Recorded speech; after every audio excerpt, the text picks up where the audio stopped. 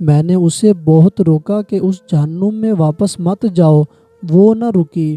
دوسری مرتبہ طلاق کی ذلت میں برداشت نہیں کر سکتی۔ میرے بھائیوں نے بہت طعنے سن لیے، میرا انصاف میرا رب کرے گا۔ وہ روتی دھوتی اس موت کے کنویں میں چلی گئی۔ اس کا یہی کہنا تھا، ساتھ وہ رہا، میرے چند روز محبت کرنے کے لیے باعزت لے گیا تھا، گھر سے بے عزت کرنے کے لیے۔ خانم کون تھی؟ حسن کا پیکر، سگڑاپے کی مثال، جس کے ہاتھ کی لذت انگلیاں چاٹنے پر مجبور کر دیتی، جسے پھولوں اور بچوں سے عشق تھا، بہن بھائیوں کے بچوں پر جان لٹاتی، ماں کی دلاری، بھائیوں کی پیاری، اپنے پرائے سب اس کے گرویدہ۔ مگر بنانے والے نے ہر گن دے کر نصیب میں اپنے گھر کا سکھ نہ لکھا۔ ہر ایک کی خدمت گزار اس دنیا سے صرف دکھ اور اپنے پرائے کے طعنے لے کر گئی۔ شادی کے دوسرے مہینے خانم کو یہ باور ہو گیا کہ اس کا شوہر اسے وہ سکھ نہیں دے سکتا جو ایک عورت کو چاہیے ہوتے ہیں۔ اس نے اپنا شرعی حق استعمال کرتے ہوئے طلاق مانگ لی۔ بھائی بیرسٹر تھا، اس نے بھرپور ساتھ دیا اور خاندان کی مخالف مول لے کر خانم اپنے گھر آ گئی، مگر یہاں اس کا جینا دو بھر ہو گیا۔ طلاقن کی بازگشت نے اسے ڈپریشن کا مریض بنا دیا اور اس کا بی پی ہائی رہنے لگا۔ وقت کے ساتھ عمر بھی ڈھلنے لگی۔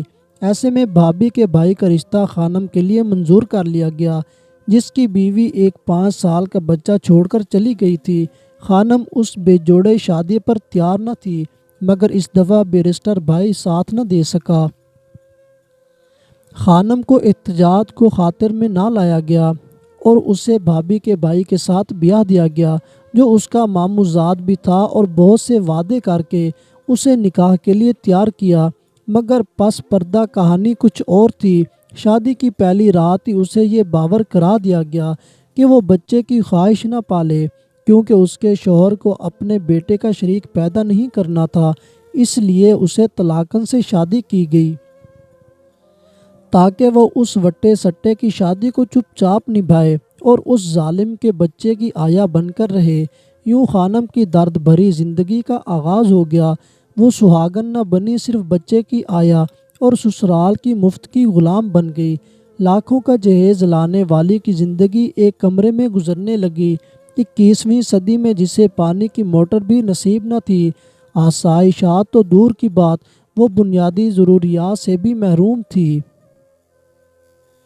غسل خانہ بھی میسر نہ تھا، اسے لوگوں کے گھر جانا پڑتا اور رات کو حاجت نہ ہو وہ شام ہی پانی پینا بند کر دیتی۔ کوئی کربلا سی کربلا تھی، مگر ایک فطری خواہش تھی کہ مجھے ماں بننے کا حق سے محروم نہ کرو، مگر اس کی خوب دھنائی کی گئی، جیسے اس نے کوئی گناہ کی بات کی ہو۔ اس کا جیٹھ اسے جتلاتا، ہم نے طلاقن کو اپنے گھر لا کر احسان کیا ہے۔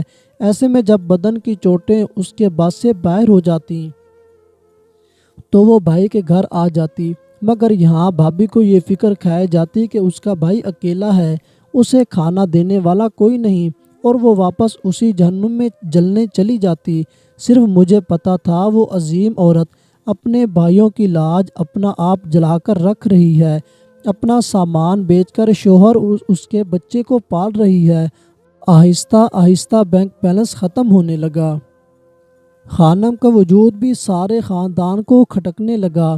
اس دفعہ خانم گمسم تھی، میرے اصرار پر رو پڑی، آسمان کی طرف جھولی اٹھا کر بولی، میرا انصاف میرا رب کرے گا۔ آخر اس نے میرے نصیب میں کچھ تو لکھا ہوگا۔ مجھے پھول پسند تھے، میری شادی گٹر میں ہو گئی، میں پھولوں کی خوشبو سے محروم ہو گئی۔ مجھے بچے پسند تھے، مگر ان ظالموں نے میری جھولی میں ایک بچہ بھی نہ ہمکنے دیا۔ میں اپنے تصوروں میں اپنے بچے کے ساتھ زندگی گزارتی رہی، ان کے بچے کا گند صاف کر کے ایک ماں کی طرح پالا، مگر اس نے کبھی حال بھی نہ پوچھا۔ آج میں تنہا ہوں، بھائی کے گھر میں سکھ کا سانس لے رہی ہوں، مگر بھابھی کہتی کچھ نہیں، مگر اس کی آنکھوں میں بھائی کی محبت ہر پل یہ پوچھتی ہے کہ کب واپس جاؤں گی۔ اور اب جب سے میرے پاس پیسے ختم ہوئے ہیں، گھر کھنڈر بن گیا ہے جہاں جانور بھی چند دن نہ گزار سکے، میں تڑپ کر رہ گئی اور کہا، میں تمہیں آزاد کرواتی ہوں، تمہاری ہر شے واپس دلواتی ہوں، مگر اس صبر کی مثال نے بھائیوں کی لاج کے لیے خاموشی کی بالکل تان لی اور مجھے بھی لب سینے پر مجبور کر دیا کہ اب اس عمر میں دنیا کا تماشا نہیں بن سکتی۔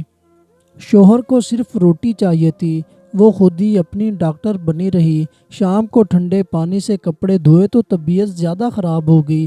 شوہر کو کھانا دینے کے بعد کہا کہ مجھے کسی ڈاکٹر کے پاس لے جاؤ، مگر اس نے چپ چاپ سونے کی ہدایت کی کہ صبح دیکھیں گے۔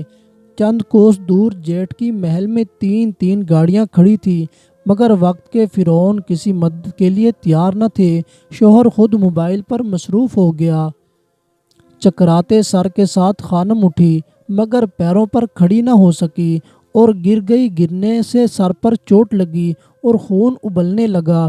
جب کمرے میں خون پھیل گیا تو اس کے شوہر نے اپنے بھائیوں کو فون کیا، جنہوں نے آ کر اسے مردہ قرار دیا اور کسی ڈاکٹر کے پاس لے جانے کی زحمت نہ کی، اور ایک جیتا جاگتا وجود ظالموں کی بے حسی مردہ بن گیا۔ اس کے گھر والوں کو اطلاع بھی صبح 10 بجے دی گئی۔ میرے واویلا کے باوجود پوسٹ مارٹم نہ کروایا گیا کہ اس کے بھتیجے اپنے ماموں کے ساتھ تھے اور کہنے لگے کہ مرنے والی مر گئی، ہماری ماں یہ برداشت نہیں کر سکتی۔ یوں خانم لوگ کیا کہیں گے اور دنیا داری نبھاتی۔ شوہر کے گھر سے اپنا جنازہ اٹھوا کر بھائیوں کی لاج رکھ کے اپنے دکھوں سمیت منو مٹی تلے سکون سے سو گئی۔